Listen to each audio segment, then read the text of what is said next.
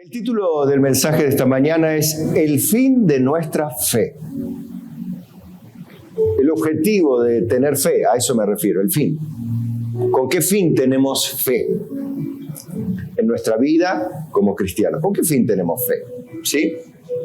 Bueno, entonces ahora le invito a sentarse allí, tomando su Biblia en Hechos, capítulo 18, versos 19 en adelante. Y vamos a empezar esta parte del mensaje, primeramente entendiendo para qué no es la fe. Porque a veces por el lado negativo entendemos para qué sí es. Después obviamente lo vamos a confirmar con la palabra. Pero para qué no es. Y para ello vamos a citar los dichos de Pablo en Hechos de los Apóstoles, en el capítulo 18, en el verso 19, y dice así: y llegó a Éfeso y los dejó allí, y entrando en la sinagoga discutía con los judíos, los cuales le rogaban que se quedase con ellos por más tiempo, mas no accedió, sino que se despidió de ellos diciendo: es necesario, en todo caso, que yo guarde en Jerusalén la fiesta que viene. Pero otra vez volveré a vosotros, si Dios quiere. Y zarpó de Éfeso. Amén. ¿Qué digo aquí? ¿Qué muestro aquí? Que la fe, evidentemente por los dichos de Pablo, el apóstol Pablo, la fe no es para determinar inflexiblemente el futuro. Y está claro, no está de una manera directa o literal escrito así en la Biblia. Pero obviamente yo puedo deducir simple y claramente que Pablo no va a estar inventando algo o mintiendo, y mucho más si estamos hablando de la palabra revelada, infalible de Dios. No va a estar, en este caso, Pablo hablando, Dios hablando algo que no es verdad. A la verdad, Pablo quiso muchas veces hacer muchas cosas porque él había orado, seguramente había buscado la dirección del Señor y se propuso hacer cosas, y de repente nos encontramos con frases como esta: pero el Espíritu me lo impidió, cuando él quiso viajar.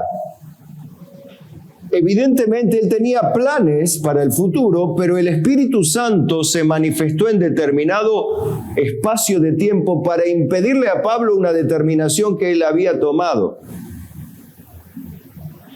Y yo me imagino a un hombre de oración, a Pablo. Yo no sé usted, pero veo en la Biblia que Pablo era un hombre de oración, era un hombre disciplinado, evidentemente había aprendido la disciplina antes de ser creyente. Al ser fariseo era evidentemente un hombre de disciplina, y eso es una gran bendición. De hecho, la Biblia dice lo contrario: bienaventurado el hombre que no anduvo en camino de pecadores, ni en silla de escarnecedores se ha sentado, sino que en la ley de Jehová está su delicia, y en ella medita de día y de noche. Será como árbol plantado junto a corriente de agua, que da su fruto a su tiempo y su hoja no cae, y todo lo que hace prosperará. Evidentemente no hacían los malos, que son como el tamo. Bueno, usted sabe, ¿no? El Salmo 1. Evidentemente, el tener una disciplina es ya de por sí saludable. Si usted tiene la disciplina de venir a la iglesia los domingos porque se le hizo natural, usted es una persona que ya de por sí está bendecida con eso, porque no tiene que luchar contra su carne, decir, bueno, ay, voy este domingo, no voy. Ni lo piensa. Simplemente ya se hizo natural en su vida. El salmista decía: mi corazón y mi carne cantan al Dios vivo. ¿Por qué su carne canta al Dios vivo? Si la carne es enemistad contra Dios y no quiere hacer la voluntad de Dios, ni tampoco puede. Pero de repente encontrás un salmista que dice, mi corazón y mi carne cantan. Yo con mi corazón y todo mi ser canto a Dios. ¿Por qué?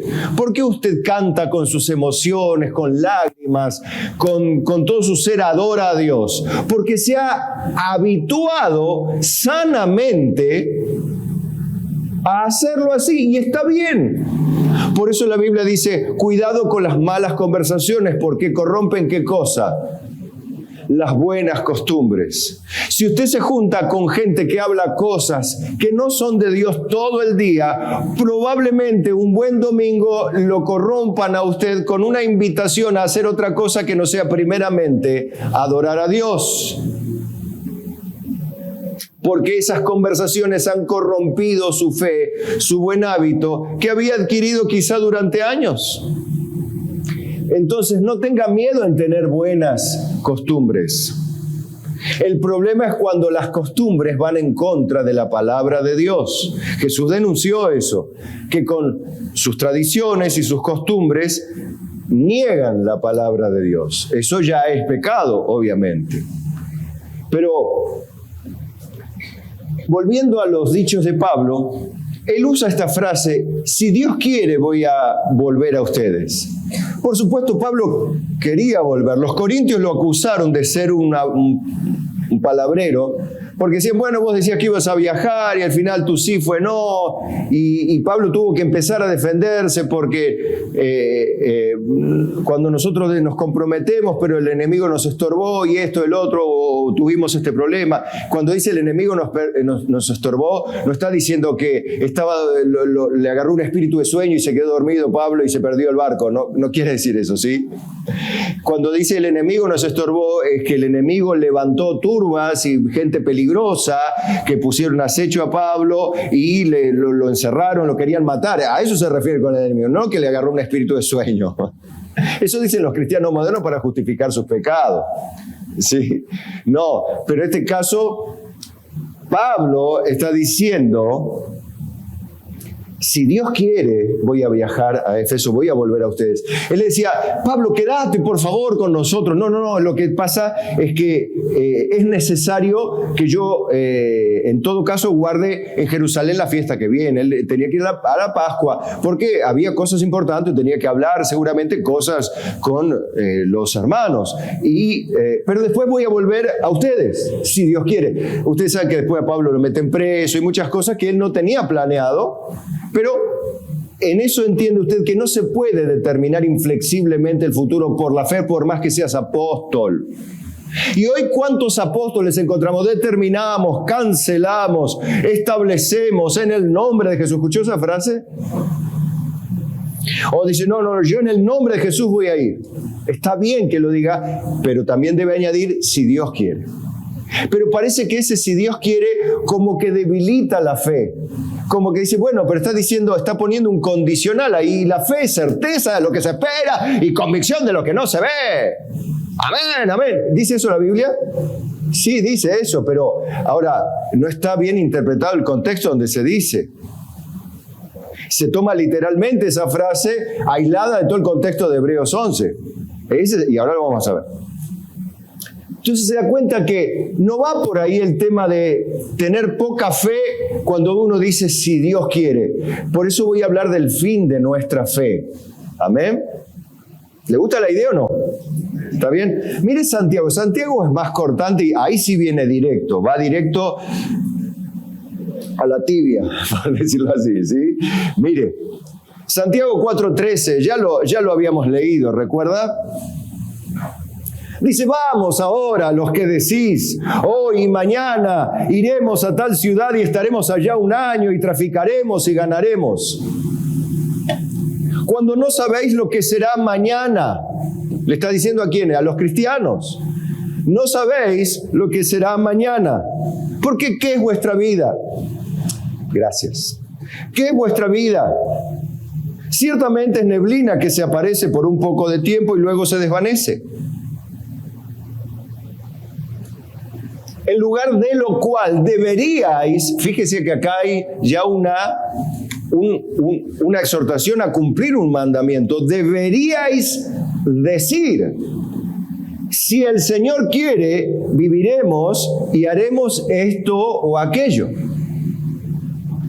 O sea que inclusive no está mal decirlo, sino que debemos decirlo: haremos esto si Dios quiere. Ganaremos, pondremos un negocio acá, un negocio allá. No está mal poner un negocio, hacer dinero, ganar más, poner una sucursal, qué sé yo. Usted tiene una pyme, quiere agrandar la pyme, tiene un negocio, quiere poner una sucursal, qué sé yo, quiere empezar tiene un emprendimiento. No está mal, no está mal ganar dinero, mientras sea legítimamente. Cuando acá dice traficaremos, no está hablando de traficar con gente, con drogas, obviamente no. Por allí la palabra que se traduce en ese tiempo, en la Reina Valera, de esta manera, no tenía que ver con traficantes, ¿sí? De drogas ni de gente, ¿no es cierto? Por Dios. Traficar significa llevar o transitar con mercaderías, ir y venir, viajar, ganar dinero, hacer un viaje, hacer un buen negocio. Está todo bien. Ahora, que eso no se convierta en tu Dios, o sea, que el fin de tu vida y el fin de tu fe no sea ganar dinero. Y cuanto más dinero, más felicidad. No es así. No es así.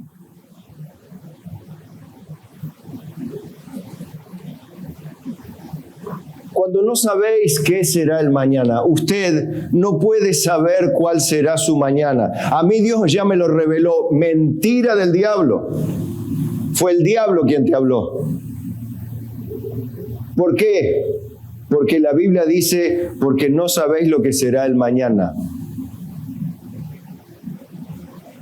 Ah, no, pero acá la Biblia está equivocada. A mí Dios me habla a mí. No. Las cosas reveladas pertenecen a los hombres, mas las cosas secretas pertenecen a Dios. Usted esta tarde va a saber el resultado, pero ahora si está en la mañana no lo sabe. Pero Dios a mí me lo dijo: no lo sabe. Dios sí lo sabe.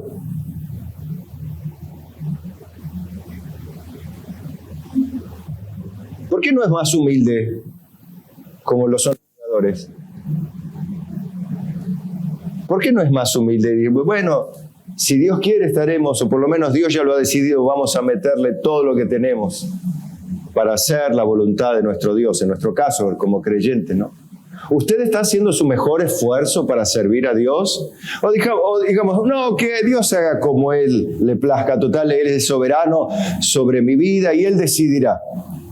Bueno, si vos te pones en esa posición, el Señor te va a decir: mira a la hormiguita, perezoso, como en verano prepara su comida para tenerla como recurso en el invierno, que no camina con un rey adelante que las va llevando, sino solitas, cada una hace su trabajo. O si no, mira al insecto que produce el fruto más dulce de todos, la abeja, que tiene abejas que son las que defienden, que son bravas, esas son las peores, son las que defienden el panal, abejas que alimentan a las crías, abejas que son las que limpian el panal, sacan todas las basuritas de adentro y las van sacando. Sí, hay gente que alimenta, hay abejita que alimenta a la abejita reina, y hay las que van a buscar el néctar, a las flores, están todas organizadas. Y usted no vio nunca una abeja que lleve un plan de ruta. Ya sabe hacer su trabajo. ¿Por qué? Porque Dios puso en su instinto animalito, puso las características y en su ADN de lo que tenía que hacer. Los animales no pecan, porque ellos no se les dio la facultad de decidir. Al hombre sí. animal hace la voluntad de Dios. Y entonces le dice Dios, mira a la hormiguita perezoso. Mira cómo ella hace en el tiempo que hay que trabajar, trabaja. Y en el tiempo que hay que descansar, descansa y come lo que ha guardado. Nunca le falta, porque Dios provee, hasta para los cuervos provee Dios. Mira a los cuervos que no cosechan ni hilan, sin embargo Dios los alimenta. ¿Cuánto más no hará por vosotros, hombres de poca fe? Ay, entonces si alimenta a los cuervos, yo me pongo a vivir como un cuervo, entonces viviré de lo que caiga del cielo. No, porque el Señor te dijo a vos y a mí, trabajarás y con el sudor de tu frente traerás el pan a tu casa. ¿Sí? Entonces, el que no quiere trabajar, dice la Biblia, que tampoco coma. Bueno, entonces que pida. No, sí, que pida si quiere, pero que no coma. Dios manda que no alimentes a una persona que no quiere trabajar. Pero es cristiano, pastor. Bueno, si dice que es cristiano está bien, pero no le des de comer, porque la Biblia dice que no le tenés que dar de comer al que no quiere trabajar, no al que no tiene trabajo o al que no puede trabajar, sino al que no quiere, ¿está bien? Bueno, entonces ve que no se puede inflexiblemente determinar el futuro con la fe. No, pero yo tengo fe. Bueno, sepa que la Biblia dice que no puede usarse la fe para determinar inflexiblemente el futuro. Usted debe decir, iremos, ganaremos, o volveremos, haremos esto o aquello. En el nombre de Jesús, está bien, si Dios quiere. Amén. Eso no es falta de fe, sino es fe, porque usted tiene confianza en la soberana determinación de Dios y en el control absoluto del universo.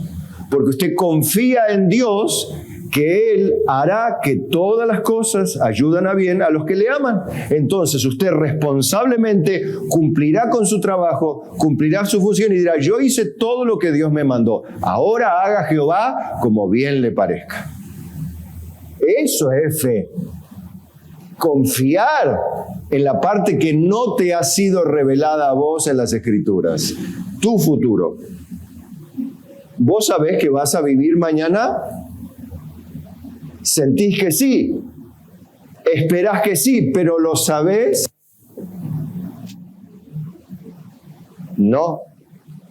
Así como no sabes eso, no sabes muchas otras cosas. Pero ahora os jactáis en vuestras soberbias, toda jactancia semejante es mala. Entonces, cuando alguien inflexiblemente le hable del futuro o le invite a determinar el futuro, usted le diga, yo en esa jactancia no voy a caer. En esa jactancia cristiana no voy a entrar. Yo voy a hacer todo el bien que Dios me mandó, voy a poner toda mi buena voluntad, voy a trazar mi plan, voy a organizar mi negocio, voy a organizar mi dinero, voy a poner, voy a hacer un plazo fijo, voy a hacer un negocio, voy a hacer una inversión y todo lo voy a hacer de la mejor manera para cuidar mi dinero, para cuidar mi economía, para cuidar mi casa. Voy a llamar a fulano, a mengano, voy a consultar con aquel, voy a hacer un documento, voy a hacer un plan, voy a hacer un contrato. Está todo bien, eso es lo que usted y yo debemos hacer. Para eso tenemos la ley y ceñirnos a la ley es lo que Dios nos manda.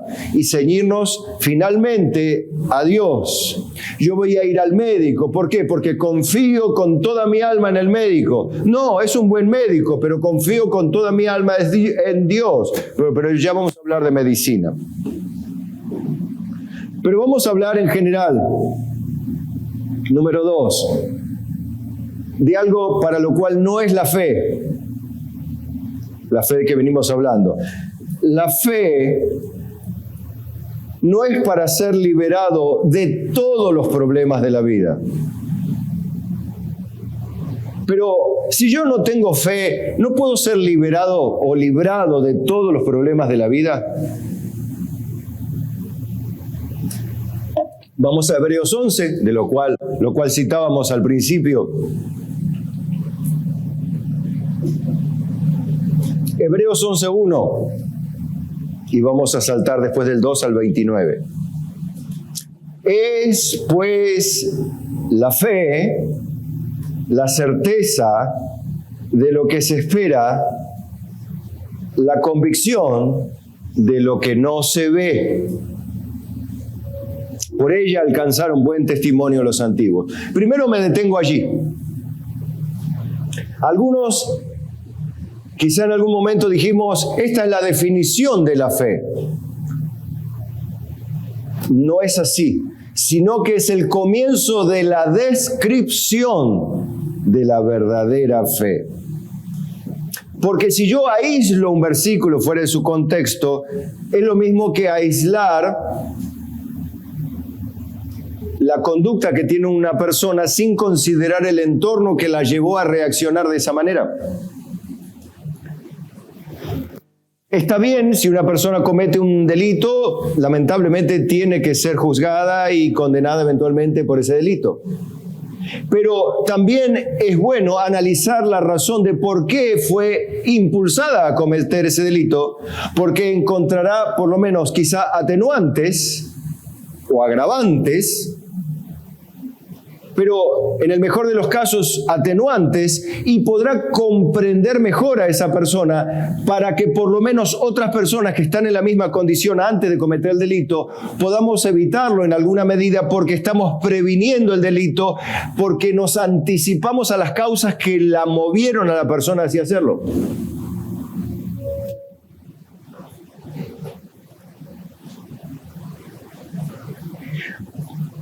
Entonces, cuando nosotros hablamos, volviendo a la fe, es la certeza de lo que se espera. Claro, aquí, ¿qué es lo que se espera? Es el punto. Por allí, si vos me decís, lo que se espera es que se solucionen todos mis problemas, bueno, pero cuando vos lees Hebreos 11, no está hablando de tus problemas o los problemas de los antiguos que se citan acá, sino es que está hablando de toda su vida de fe y termina en lo que vamos a ver después, ¿sí? Que van a ver que de todos esos antiguos, no todos recibieron terrenalmente lo que esperaban, como vos y yo podemos llegar en alguna medida a esperar terrenalmente que llegue a nosotros lo que esperamos. Pero tengo certeza de lo que espero.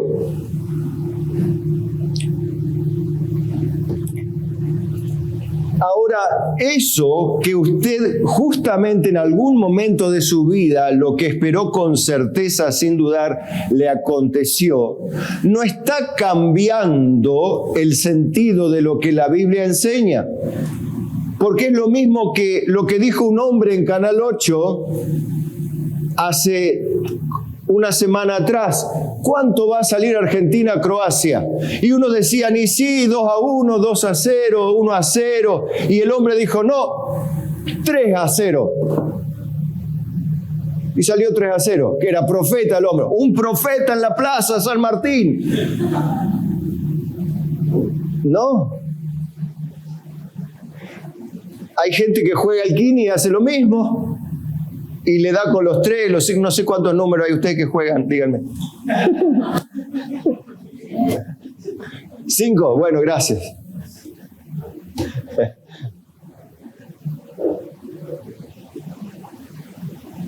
Es lo mismo. No significa que sea un profeta. ¿Quién dice? 6. Ah, bien, me corrigieron. Bueno, gracias. Bien. Perdonen mi torpeza, yo ignoro esa materia, no. Bien.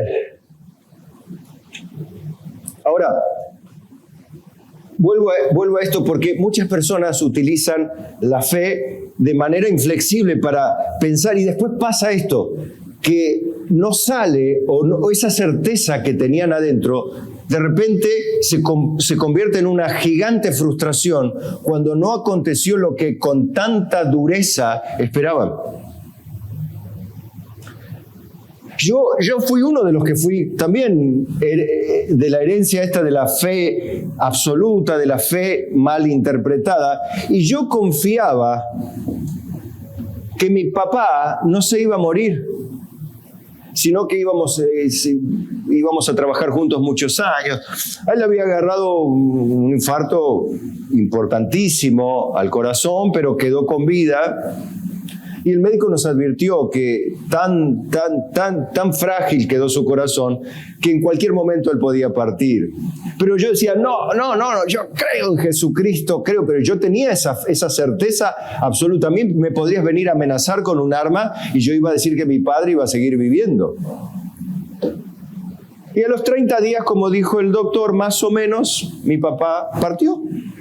En esos 30 días tuvimos la oportunidad de hablar del Señor, gracias a Dios. Yo no sabía, mi papá ahora, al fin, después de este golpe, está entendiendo. Lo que yo no entendía era que la fe no era simplemente para determinar el futuro y hacer lo que yo creía sin dudar en mi corazón y por lo cual había orado tantos años y había creído sin dudar en mi corazón, entonces me vendría lo que yo había dicho y lo que había orado al Padre, porque la voluntad del Padre era que las personas se salven.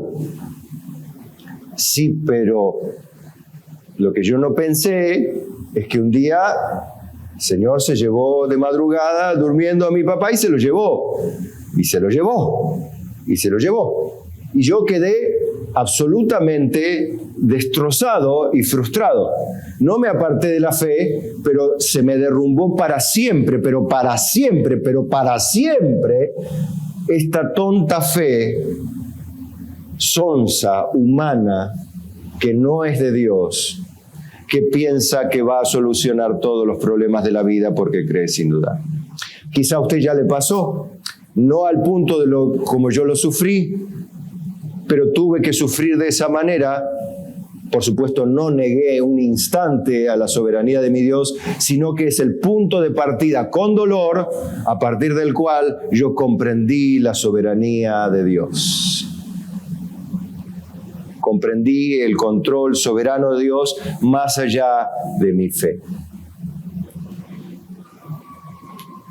Entonces, ahora va a entender esto, a qué se refiere cuando dice, es pues la certeza de lo que se espera, la convicción de lo que no se ve. ¿Qué es lo que no se ve y lo que no tengo, pero lo voy a tener? Bueno, mire a qué se refiere. Vamos al verso 29. Por la fe pasaron el Mar Rojo como por tierra seca, e intentando los egipcios hacer lo mismo, fueron ahogados. Por la fe cayeron los muros de Jericó después de rodearlos 7 días. Por la fe Rahab, la ramera, no pereció juntamente con los desobedientes, habiendo recibido a los espías en paz. Qué interesante, ¿no? ¿Y qué más digo? Porque el tiempo me faltaría contando de Gedeón, de Barak, de Sansón, de Jefté, de David, así como de Samuel y los profetas, que por la fe, escuche, por la fe conquistaron reinos, hicieron justicia, alcanzaron promesas, taparon bocas de leones, apagaron fuegos impetuosos, evitaron filo de espada, sacaron fuerza de debilidad, de la debilidad se hicieron fuertes en batalla, pusieron en fuga ejércitos extranjeros, las mujeres recibieron sus muertos mediante resurrección. ¡Qué tremendo! ¿Solucionaron por la fe sus problemas o no? Sí, qué tremendo. ¿Cuántas cosas lograron por la fe? Mas otros, atormentados, no aceptando el rescate a fin de obtener mejor resurrección. Otros experimentaron vituperios y azotes, y además de esto prisiones y cárceles, fueron apedreados, aserrados, puestos a prueba, muertos a filo de espada, anduvieron de acá para allá cubiertos de pieles de ovejas y de cabras, pobres, angustiados, maltratados, de los cuales el mundo no era digno, errando por los desiertos, por los montes, por las cuevas y por las cavernas de la tierra. ¿Solucionaron sus problemas? No. Dice para colmo, y todos estos, aunque alcanzaron buen testimonio mediante la fe, ¿No recibieron lo prometido? ¿Les pasó lo mismo que a mí? O, mejor dicho, a mí, lo mismo que a ellos en alguna medida. ¿Qué se está refiriendo a lo prometido? ¿Lo prometido qué? ¿Qué no recibieron prometido? Lo terrenal. Era una promesa general de lo terrenal. Pero ve que entonces la fe en Dios no es para alcanzar todo lo terrenal que Dios ha prometido en general. Porque podés tener fe como muchos, los antiguos, que alcanzaron buen testimonio en cuanto a la fe. O sea, tuvieron fe genuina, no alcanzaron lo prometido, pero ahora viene la respuesta. Proveyendo Dios alguna cosa mejor para nosotros, o sea, ellos, los que sufrieron y nosotros que estamos sufriendo, para que no fuesen ellos perfeccionados aparte de nosotros. O sea que Dios a ellos no les dio terrenalmente lo que esperaban, sino que les dio otra cosa mejor, lo eterno, que es mucho mejor. Entonces, ahí es donde usted se da cuenta que no puede usar la fe simplemente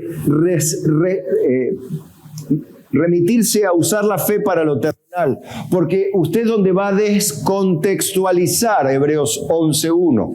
Es ahí donde usted va a usar mal la Biblia y va a llegar un momento que le va a pasar lo que a mí en una vez, donde va a pensar que va a ocurrir algo porque usted ya oró, ya ayunó, ya creyó, no dudó en su corazón y dijo lo que iba a decir y dijo que se iba a mover el monte y el monte no se movió y el sol se escondió y la sombra cayó sobre su vida. Y mucho les pasó, muchos evangélicos, que cuando vino la hora del valle de sombra de muerte, murieron en el valle. No tuvieron confianza en Dios, que estará conmigo, ni dijeron: tu vara y tu cayado me infundirán aliento. No temeré, aún en el valle de sombra de muerte. ¿Por qué? Porque la confianza está en ¿quién? En la soberana y eterna determinación de Dios. Ahí está la fe. Porque Dios tiene un plan mejor para nosotros. Por eso Él nos perfecciona en el dolor. Nos perfecciona a través de la fe. ¿Está? Vio entonces que usted, pero, a ver, porque alguno puede decir, pero pastor, tengo un poquito de miedo. No, tengo confianza en Dios, que si Dios no responde como usted piensa, le va a responder con algo mejor. Quizá no le guste a usted porque está teniendo una mirada muy terrenal. Es ahí donde usted debería decir: Señor, ayúdame a convertirme de una vez por todas y dejar de usar esa fe evangélica sonsa que llena de frustrados las iglesias. Llena de gente frustrada, de gente apartada, de gente agotada de vivir el cristianismo porque dice: al final yo hice esto, yo hice otro, a mí me defraudó la iglesia.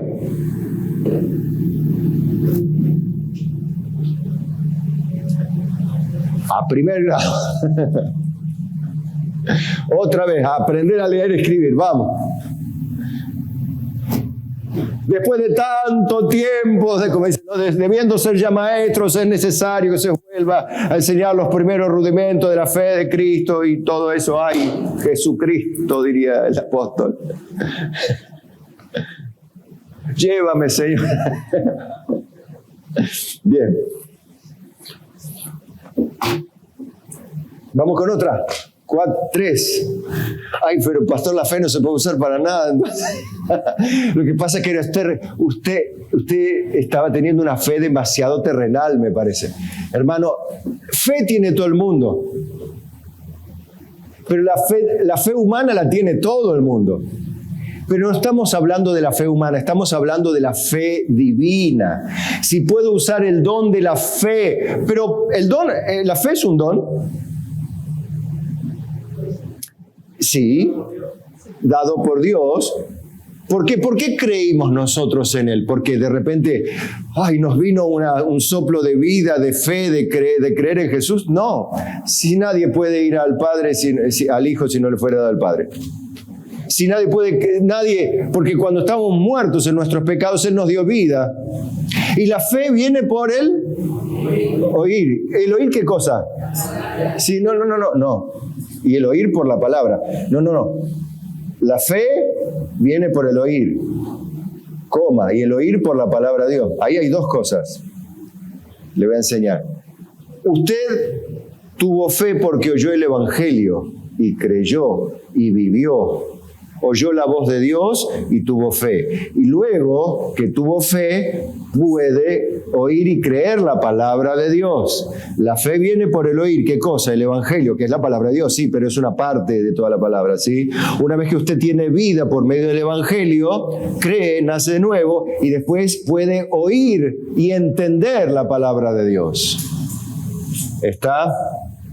Entonces, mi amado hermano, ahora usted ve que, usted que creyó por el Evangelio, ahora usted puede entender la palabra de Dios. Hay gente que como no nació de nuevo, todavía tiene esa fe terrenal. En las iglesias está llena de esa fe que vos tenés que creer porque Dios va a hacer grandes cosas en tu vida, porque Dios te va a dar, vos tenés que soportar, tenés que tener confianza. De paso tenés que dar una ofrenda importante, pero tenés que tener confianza. Porque Dios es el Dios que da la victoria, como se la dio a David, como se la dio. Entonces, vos te empezás a envalentonar, ¿no? Que Dios va a hacer un milagro grande en mi vida, Dios va a hacer esto, Dios va a hacer lo otro, Dios va a hacer acá. Y de repente vos vas, ves, llegás y pum, le erraste al penal. Ay, Dios. ¿Dónde estabas, Dios? ¿Por qué te distrajiste? ¿Qué pasó? Bueno, ahí está el punto donde los cristianos caen en una depresión. Que diferente es caer en el dolor de la pérdida porque Dios no respondió como vos querías, pero viene al mismo tiempo la consolación, pero Él sabe por qué hace todas las cosas. Él sabe por qué ha determinado esto que a mí me duele ahora, no me gusta, o que me gustaría que hubiese sido de otra manera, pero Él sabrá por qué es así y por qué esto lo ha determinado para mí. Porque yo le amo y sé que a los que aman a Dios todas las cosas les ayudan a bien. Esto es a los que conforme a su, no mi, propósito son llamados. Amén.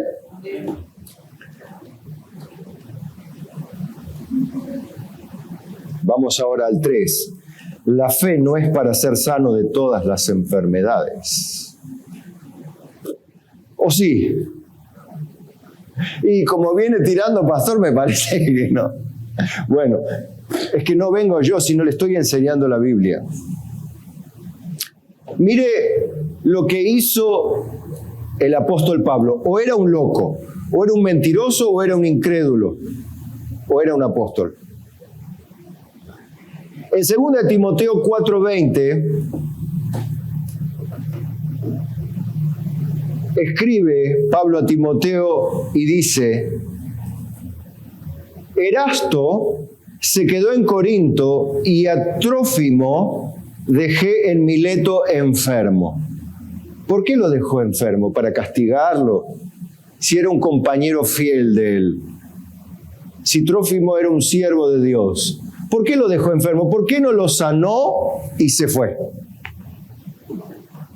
Si era apóstol, si había hecho señales de apóstol, había sanado a tantas personas, ¿por qué no decía: Trófimo, sé sano?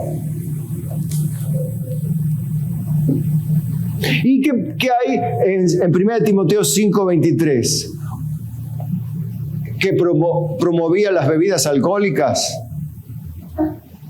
Dice: ya no bebas agua, sino usa un poco de vino por causa de tu estómago y de tus frecuentes enfermedades. ¿Por qué no le dice, por qué no proclamás sanidad sobre tu estómago, Timoteo?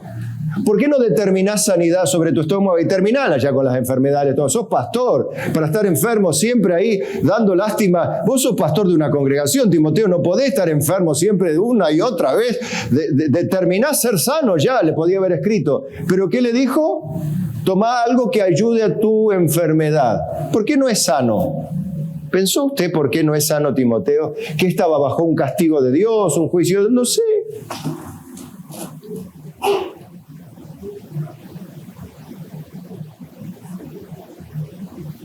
Y en Filipenses 5:25, perdón, 2:25. Mas tuve por necesario enviaros a Epafrodito, mi hermano y colaborador y compañero de milicia, vuestro mensajero y ministrador de mis necesidades. Porque él tenía gran deseo de veros a todos vosotros y gravemente se angustió, porque habíais oído que había enfermado. Pues en verdad estuvo enfermo, a punto de morir, pero Dios tuvo misericordia de él. No dice yo oré y le impuse las manos y lo saqué adelante en el nombre de Jesús. Porque uno dice, está sano porque yo oré, ¿eh? Está sano porque yo... ¿Viste que oró fulano y está sano, no? Vamos a ir a la casa de fulano que tiene el don de sanidad. Si bien no me estoy burlando del don, porque el don de sanidad es una realidad,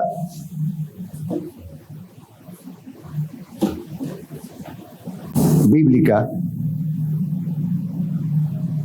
sino que estoy hablando de que las personas manosean este tema y después pasa lo que pasa, que alguien no se sana de su enfermedad y vienen los reproches y viene la incredulidad y cae yo ya no creo más ni en la gente, a mí al final yo pensaba otra cosa y tal otra, ¿no? Pero acá dice que no solamente de él, sino también de mí, para que yo no tuviese tristeza sobre tristeza. Pero ¿para qué Pablo se pondría triste si podía orar para que se sane? ¿No era apóstol? ¿Por qué no oraba a la distancia Pablo como hacía Jesús solamente?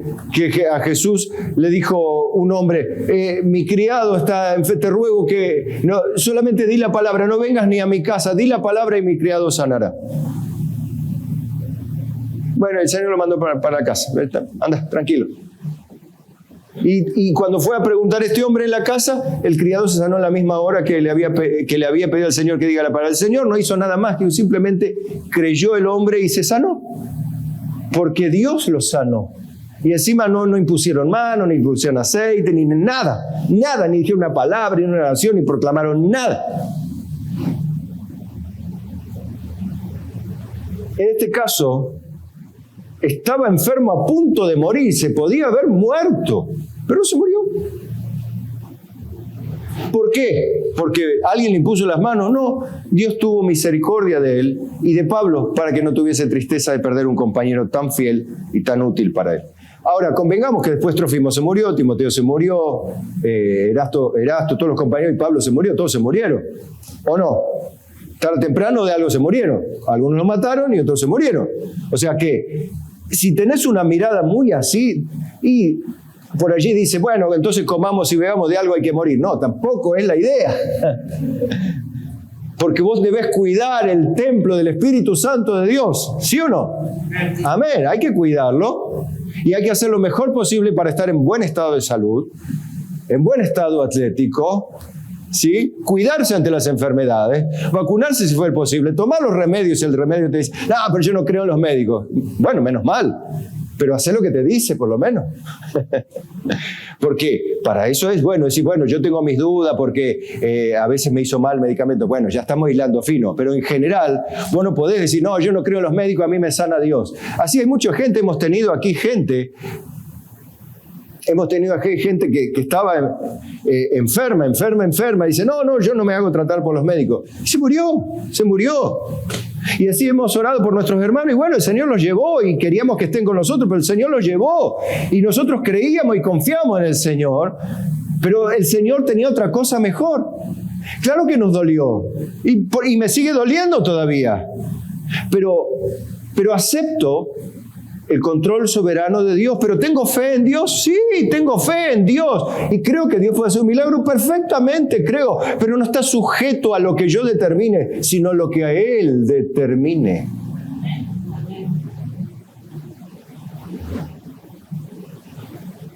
quizá esto que aprenda hoy le va a llevar unos días procesarlo, pero tranquilo, una vez que venga eso le va a venir un gozo en su corazón, porque va a decir, menos mal que mi vida no está en mis manos, porque soy un desastre para vivir la vida. ¿De veras vos confiás en vos para vivir? No, tenés que confiar en vos mismo. Vamos, que vos confiás en vos, pobre de vos. Yo ya me di cuenta hace rato que no puedo confiar en mí. Confiar en Dios mejor. ¿Amén? Bueno, pero cerramos el punto número 3, Santiago 5:14. Y ahora esto dice, ¿está alguno enfermo entre vosotros? Llame a los ancianos de la iglesia y oren por él, ungiéndole con aceite en el nombre del Señor. Y la oración de fe salvará al enfermo, y si el Señor lo levantará, y si hubiere cometido pecados, le serán perdonados. Confesaos vuestras ofensas unos a otros, y orad unos por otros para que seáis sanados. La oración eficaz del justo puede mucho. Ahora, si alguno mira el verso 14 y 15, digamos nosotros vaciamos los hospitales en el nombre de Jesús con un tarro de aceite. Vení, pastor, vení, yo te pago todos los taxis, vamos por todos los hospitales, vamos a sacar a los enfermos de todos los hospitales. Porque si yo me remito a 14 y 15, ¿anda esto o no anda? Si me remito así. Si me remito al texto como está así, el Señor va a levantar a todos. Pero obviamente, porque debemos analizar todo en el contexto del libro, del capítulo, de la Biblia en general, como estamos haciendo, vemos que Dios es un Dios que no sanaba a todos, sino que Él, conforme a sus santos propósitos soberanos, tiene. Pero, ¿está alguno enfermo? Vamos a orar por sanidad. Hay que orar por sanidad divina. ¿Hay que ungirlo con aceite? Claro que hay que ungirlo con aceite. Dios lo manda. Pero no es una ecuación matemática donde aceite más oración es igual a sanidad divina. Entiende como 2 más 3 es igual a 5 y 3 al cuadrado es igual a...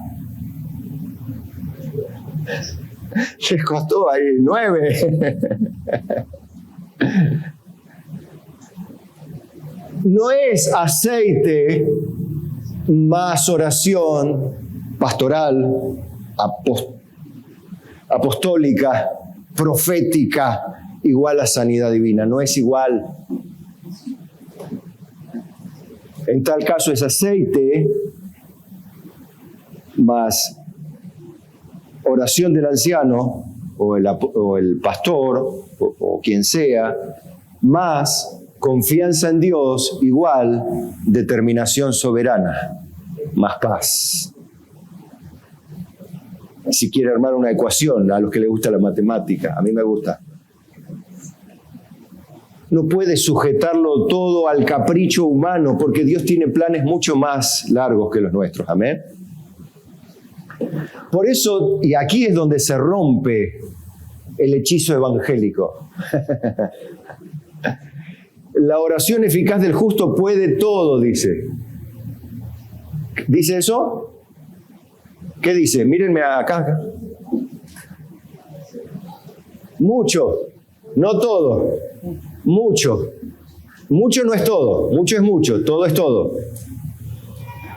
Ahí entonces esa pequeña palabrita, que no es todo, sino mucho, le enseña a usted que no es todo, sino mucho. Entonces, ¿qué hagamos? Oremos por todos los enfermos. Y si Dios determina una cosa, así será mejor. Lo aceptamos, aunque no nos guste, porque yo no quiero que nadie esté enfermo. Usted quiere estar enfermo. ¿Y por qué no le sana a Dios? Porque se está portando mal o porque usted está siendo rebelde. Bueno, la oración, la enfermedad puede ser resultado de algún pecado. Sí, de hecho está enganchada con el pecado aquí en Santiago. Puede ser un juicio de Dios, puede ser. Tomar la Santa Cena en pecado o no entendiendo lo que es el cuerpo de Cristo resulta en muchos enfermos, debilitados y muertos inclusive. Así que te podés morir tomando la Santa Cena. Y no porque esté contaminado el vino, sino porque está contaminado el corazón del creyente. Entonces entienda que la sanidad divina es el resultado de la determinación divina, no de la determinación humana, aunque nosotros tenemos la responsabilidad y el derecho y el feliz derecho o privilegio de orar por los enfermos y esperar sanidad en el nombre del Señor. Usted tiene que esperar sanidad en el nombre del Señor. Usted tiene que esperar que le vaya bien en su negocio cuando ora por su negocio. Usted tiene que esperar que le vaya bien en su tarea, en sus problemas.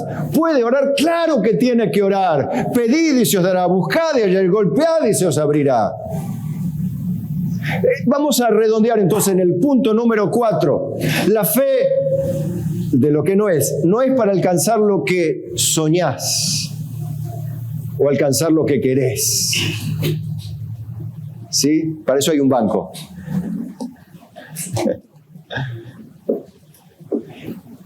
Juan 16, 24 dice: hasta ahora nada habéis pedido en mi nombre, pedid y recibiréis para que vuestro gozo sea cumplido. El Señor dice: pidan para que vean el resultado de la oración, para que estén gozosos, que Dios es un Dios que responde, está diciendo Jesús, o miente Jesús acá.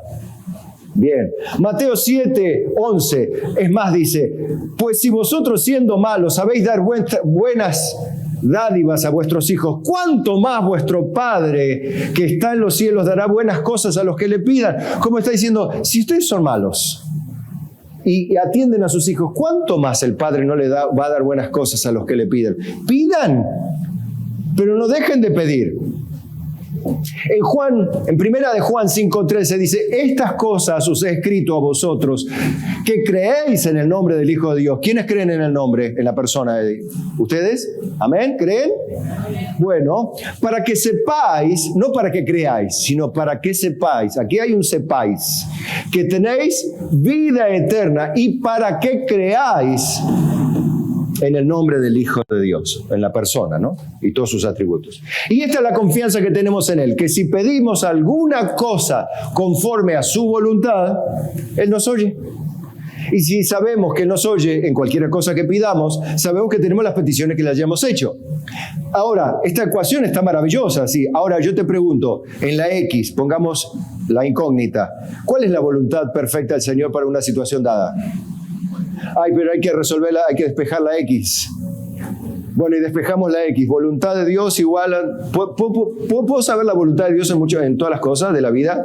No, ese es el problema. ¿Y cómo hago para orar por la voluntad de Dios cuando no sé la voluntad de Dios? Y si no sabes la voluntad de Dios, no puedes orar por la voluntad de Dios.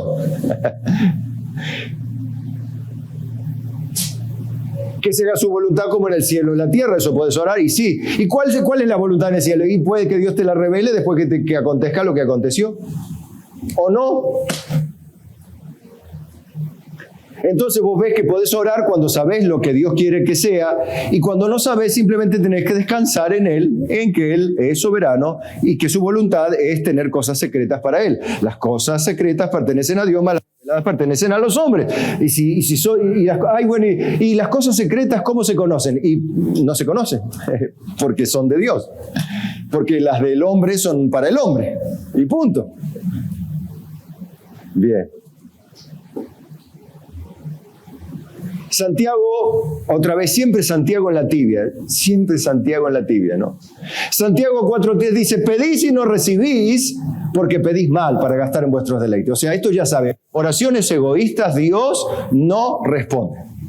Olvídate.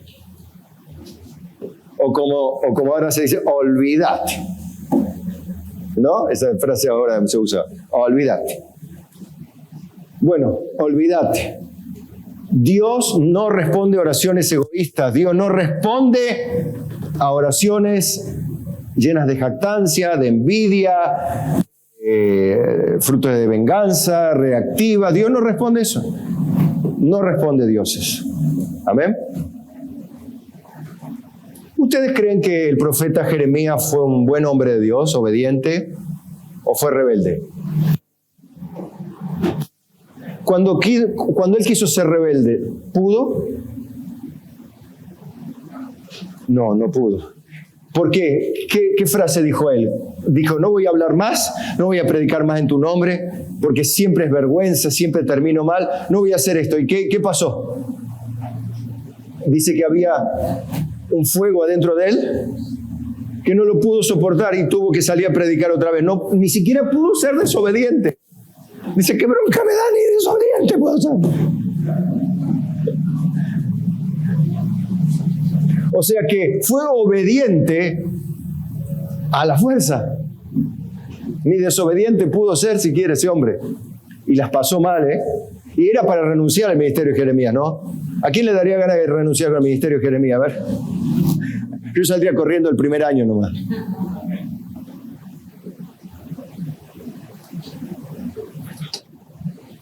Por eso en Lamentaciones 3.1 dice, yo soy el hombre que ha visto la aflicción bajo el látigo de su enojo.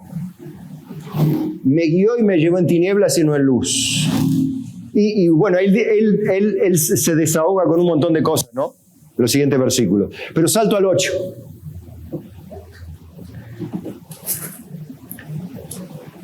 Dice, aún cuando clamé y di voces, cerró los oídos a mi oración. Qué duro es esto, que Dios, ¿qué significa? Que Dios no le escuchaba, no, que Dios le dijo no, Jeremías. Esa es la confianza que tiene un cristiano y que tuvo Jeremías y que tenía Pablo.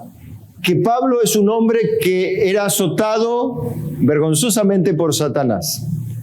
Y 3 veces le pidió al Señor que le quitara, y el Señor que le dijo que no, primero le dijo que no. Y después le dijo, bástate mi gracia, porque mi poder se perfecciona en la debilidad. ¿Qué estuvo haciendo Jeremías? Dependiendo totalmente de Dios los 40 años hasta que lo mataron. Confió en Dios hasta la muerte. Como dice en Apocalipsis, sé fiel hasta la muerte y yo te daré la corona de vida. Sé fiel hasta la muerte. Aunque venga lo que venga, esa es la fe de Dios.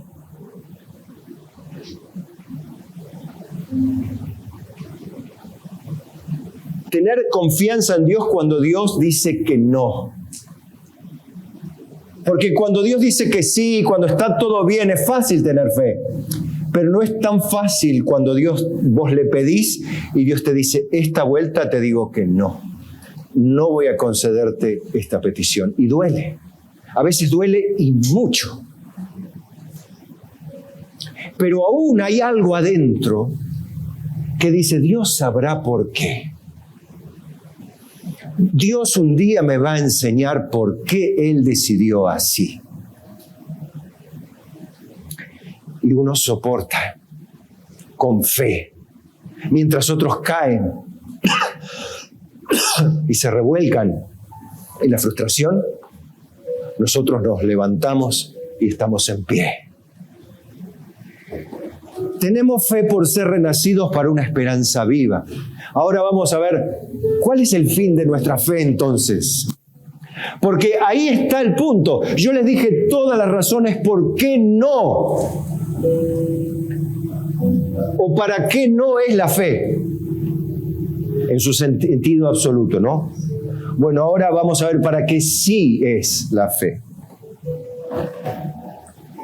Si somos renacidos, tenemos fe para una esperanza viva. Primera de Pedro 1:3 dice, bendito el Dios y Padre de nuestro Señor Jesucristo, que según su grande misericordia nos hizo renacer para una esperanza viva por la resurrección de Jesucristo de los muertos, para una herencia incontaminada, incorruptible, inmarcesible, reservada en los cielos para nosotros, que sois guardados por el poder de Dios mediante la fe. ¿Para qué? Para alcanzar la salvación que está preparada para ser manifestado en el tiempo postrero. ¿Para qué es la fe? Para alcanzar la salvación que ha de ser manifestada en el tiempo postrero, en lo cual vosotros os alegráis, aunque ahora, por un poco de tiempo, si es necesario, esto es lo consolador, ¿no? Que es por un poco de tiempo y si Dios considera que es necesario, tengáis que ser afligidos en diversas pruebas. Para que sometida a prueba vuestra fe, ¿cuál era el fin de la fe? Era alcanzar salvación que está preparada para ser manifestada en el día postrero.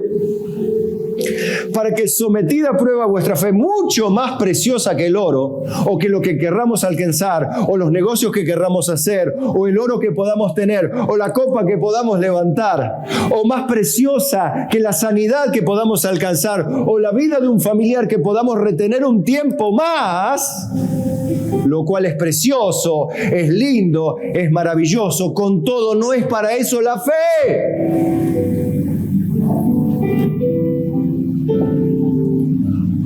Para que sometida a prueba vuestra fe, mucho más preciosa que el oro, el cual, aunque perecedero, se prueba con fuego.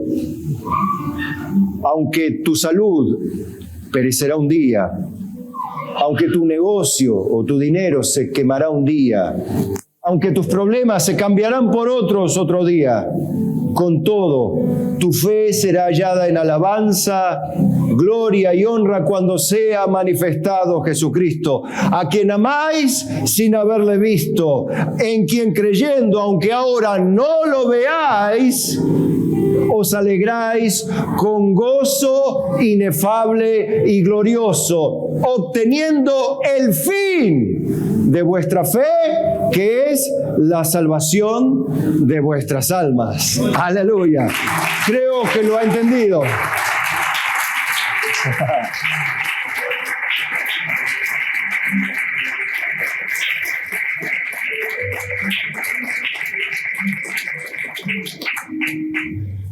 Entonces, cierro con esto y una oración. Le respondo lo que le respondería Jesús. En Marcos 11:22. Porque alguno puede decir todavía, pero Señor, el Señor te diría esto nomás. Respondiendo Jesús te diría, tened fe en Dios. Tened fe en Dios. Decida que está al lado, confía en Dios. Confía en Dios. Padre, en esta mañana confiamos en ti. Oh Dios, qué bueno es entender la fe. Para ya no ser de aquellos que se frustran, que se autoengañan, que caen en cuestiones extrañas de la fe, en cuestiones autoproclamadas revelaciones y luego se cambian y se mienten unos a otros. Padre, ya nunca más seamos arrastrados por una fe falsa, una fe que no confía en Dios. Señor, en esta mañana nos rendimos. Finalmente, quizá nos cueste procesar y ayúdanos a procesar todo esto que hemos aprendido hoy, Padre. Pero oraremos y te pediremos con clamor y lágrimas para que nos vaya bien, para que seamos sanos, para que se solucionen nuestros problemas, para que en el futuro tengamos lo que esperamos. Pero si no nos respondes como esperamos o nos dices no, ayúdanos, Señor, a decir amén, Señor. No se haga mi voluntad en la tierra, sino sea tu voluntad como en el cielo, en la tierra. No se haga como yo, sino como tú. En el nombre de Jesús. Y decimos...